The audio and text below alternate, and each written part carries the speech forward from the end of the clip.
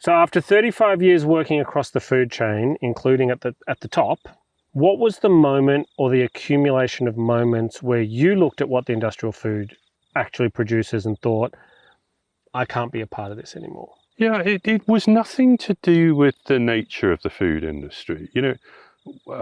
From the period I started working in, because I've worked in food my entire career. From whenever it was 1989, 1988 when I started through to now, population of the world's doubled. Yeah. And we fed that doubling in population, and people have had more disposable income rather than less during that period, because the cost of food relative to income has gone down, So much. which in turn has fueled, growth in world economies. Yes. I think we should take a moment to say that was a heck of an achievement, and I'm proud to have been part of that. Yes. Are there things that, in hindsight, you might have done differently? Well, maybe, and certainly there are some.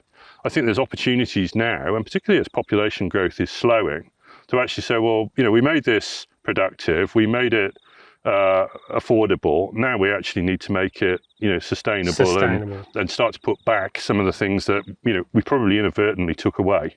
And in fact, we produce probably about twice as much food as we need now. A lot of food goes to waste, but a lot of those efficiencies came from parents' generation and your generation of improved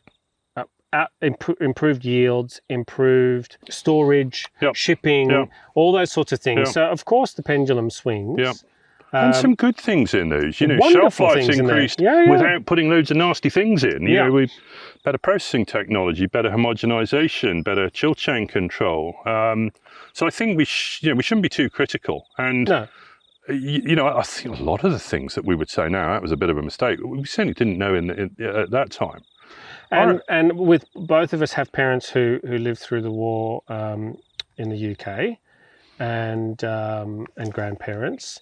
And I remember my grandmother telling me about the one egg that they got a week, the rations of one egg. The reality then was very different. I think you said it beautifully when you say, now we need to make what we've built sustainable and regenerate the land where we've depleted it and continue to improve. And I think we're well on the way. Even the big end of town, okay, you can't do things at the same rate that I'm doing it here on my 150 acres. Exactly. I make a massive change. It's a bit more gradual, but impacting much bigger parts of the food system. I have no regrets at all, and a lot of really proud moments in my career. The bit that I probably struggled with in the end, most of my sort of early career was in agri-processing and ingredients, and the what I would call the business to business end. Dealing with retailers was hard work. I won't be too rude about them, because over the years they paid me billions of dollars in checks. They're the customer, but it's hard having a customer who doesn't really care much about the sustainability and the